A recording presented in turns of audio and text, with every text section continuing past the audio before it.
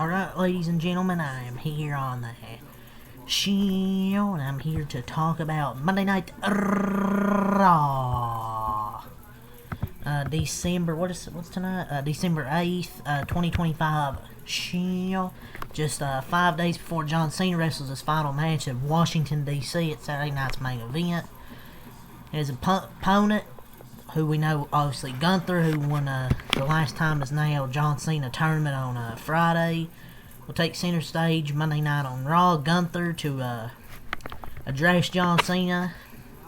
We also had include the latest of the women's division and the tag team title defense from AJ Styles and Dragon Lee, which I also want to mention Leon Slater and Javon Evans versus AJ Styles and Dragon Lee added to Saturday night's main event.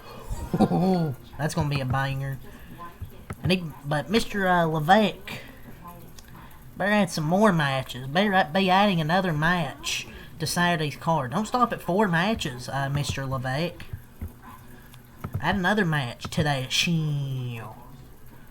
Don't stop at 4. Give me another match. It's usually a 2-hour show. The last one had 4 matches and went 2 hours. The difference this time is there's no fluff on the card, but I just want another match or 2. It's not like I'm asking for like 13, 14 matches.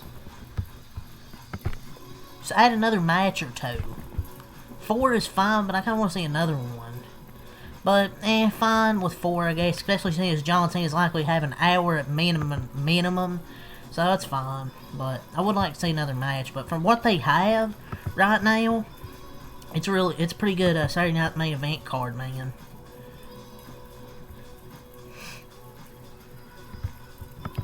But, let's get a Monday Night Raw from tonight here. I'm actually just going to start normal. Just go with the card, the lineup here. So, I guess the go home show in advance to Saturday night's main event.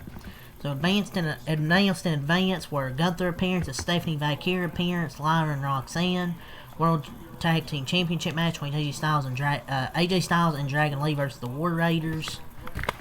So let's get to the opening of this show. So, Gunther, the Ring General, opens the show. And he said, end quote, "I'm going to force you to give up," Gunther warned. John Cena at the top of Monday Night's Raw. The Ring General wasted little time sending words of warning to Cena just 5 days before competing against the Unseen 17. In the final match of his Hall of Fame career, he called it the greatest honor of his career for him to be able to compete against Cena in his final match. He vowed to crush his spirit and force him to submit, quitting in his last match as a WWE superstar. This was a great way to open the show. Stellar promo from Gunther here, did a fantastic job of setting up the table. I thought this was a stellar promo from Gunther. Fantastic job of setting the table and establishing the story of his match Saturday against Cena. Spoke with conviction, fired up when it was necessary, and put an exclamation point in the promo delivered in a high pressure situation. The only opportunity to provide any sort of emotional depth for the match. And he said, "I'm going to squeeze until every bit of hustle, loyalty, and respect has left your body. I'm going to do something that nobody ever managed before. I'm going to break your spirit." Great promo here to open the show from the Ring General Gunther. Phenomenal way to open it up here. Next we had Io Sky versus Kairi Sane. So the rivalry between Rio and the Kabuki Warriors continued. Rhea and Asuka were ringside, a back and forth match, which was, I thought, a solid one. Io Sky defeated Kairi Sane to get the win. The Empress of Tomorrow attempted to interfere on behalf of her partner, but Ripley chased her off, allowing Sky to recover, delivered the over the moonsault for the pinfall victory. It was a good match that showcased the chemistry between these two. Obviously, this is an entertaining way to kick off the in-ring action of the show. Even if it did nothing to further the narrative between the two teams, or to adequately follow up in last week's show closing segment. And after that, Logan Paul, backstage, asked what the Vision was going to do about Rey Mysterio slapping him last week. After Breakker and Reed stepped up, the social media megastar told Heyman that the Mysterio business gets handled tonight, to which the wise man responded by handing him a pair of brass knuckles. I just don't care about Logan Paul and the Vision. I don't. But then Logan Paul attacks Rey Mysterio. Boy. Great. Logan Paul, Rey Mysterio feud.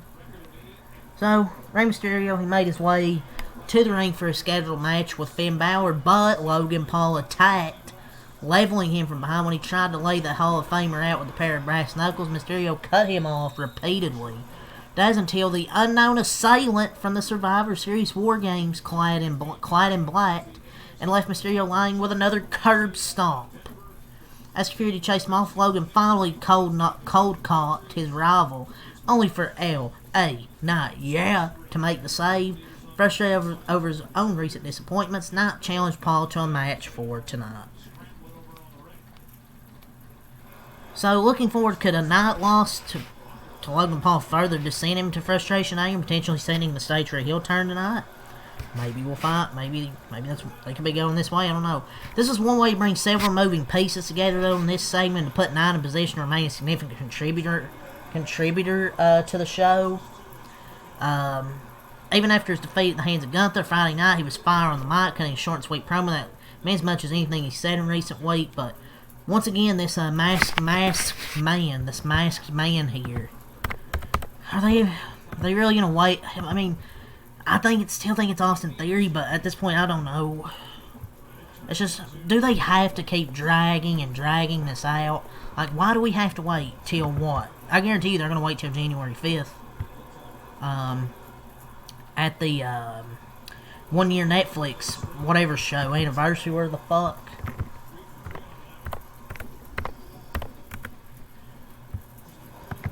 But do they really have to wait that long, man? It just kind of kills the intrigue. Kind of kills the intrigue of who's the masked man here. But when we get to what happened with L.A. Knight, I'm gonna have some stuff to say about Paul Triple H Levesque. But then we had the World Tag Team Championships, AJ Styles and Dragon Lee versus the War Raiders. Styles and Lee's determination to prove themselves as fighting champions. They defend them again this week against Eric and Ivar, the War Raiders. When was the last time they had a match? Why are they in a tag title match? WWE just throws matches together with no story. So their opponents from last week's show, the New Day.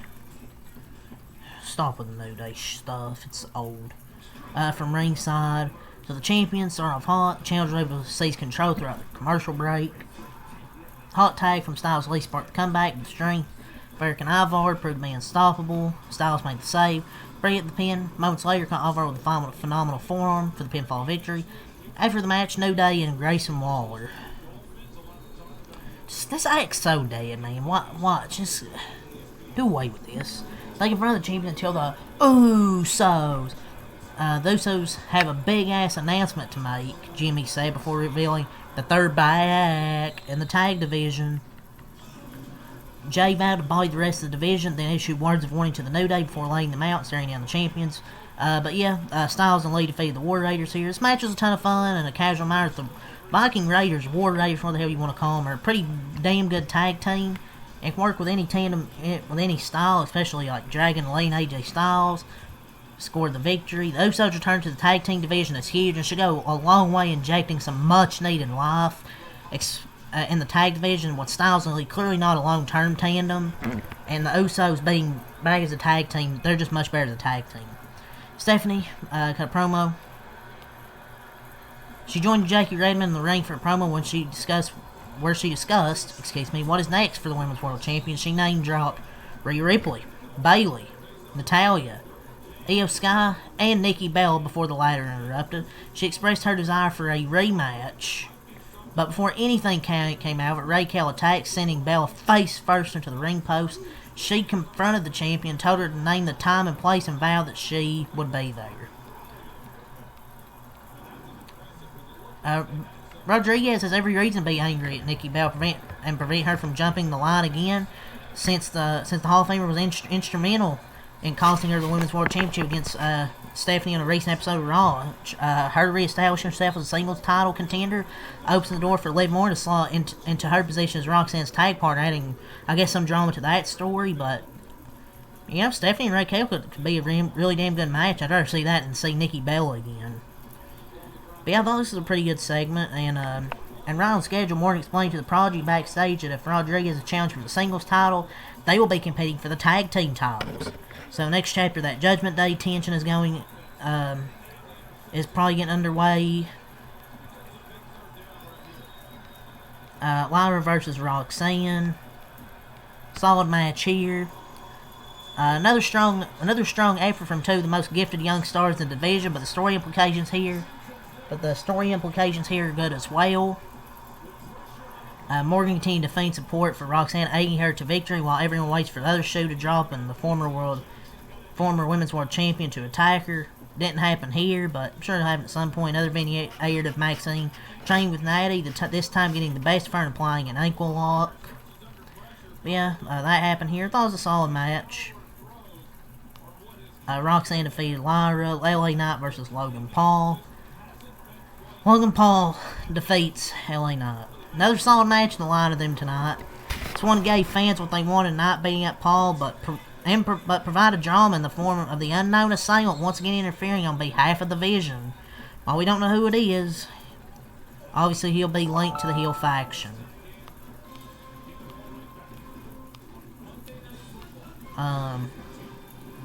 Then a promo. Braun Breaker addresses his January 5th title shot. Braun Breaker spoke directly to CM Punk, criticizing the current version of the best in the world. He not this incarnation of the world champion. They got on his knees and begged the Chicago native to rediscover the side of himself from 2011-2013. Those rebellious, edgy, and opposed The Rock. Breaker continues intense promo on Punk, warning him that he would take his wife too. Video captured LA Knight attempting to get back on his feet and return to the squared circle, only for Reed and Paul to head backstage to finish the job while Breaker finishes promo with the heels and beat Knight down, culminating in a tsunami from a backstage ledge onto the roof of a car. Pierce calls for medics as the show comes to a close. And Breaker passes another test on the microphone, delivering another quality promo. And his delivery was better than last week. The intensity, really good, but the show closing angle was interesting. And that would seem to suggest that LA Knight's being written off the show for the time being, but how's that supposed to convince any fans to tune in next week is anyone's guess. Overall, it was a strong effort. I mean, I'll give it like a 7 out of 10. Actually give it a 6.5 out of 10. There was some good stuff. There was still a good show with some solid wrestling tonight, but I want to talk about more of the ending there. Triple H hates LA Knight, man. Can't even give him a win against Logan Paul. All because Knight held up a sign confirming that New Age Triple H, byproduct is ass. They're really not letting it go when LA Knight held up that sign. Triple H just hates him, man. They're gonna write him off TV, and they're gonna bury him. He's getting rid off because they can't come up with any creative plans for LA Knight. They just can't come up with any plans for him. I'm just tired of WWE just constantly burying LA Knight. Can't even have him defeat Logan Paul, and then now they're writing him off because they can't have any creative plans. Sucks, man, but that's really all I gotta say here for this video. So, leave a like, comment, subscribe for more. Till next time, have a like, peace, and leave your thoughts on Monday Night Raw in the comments below.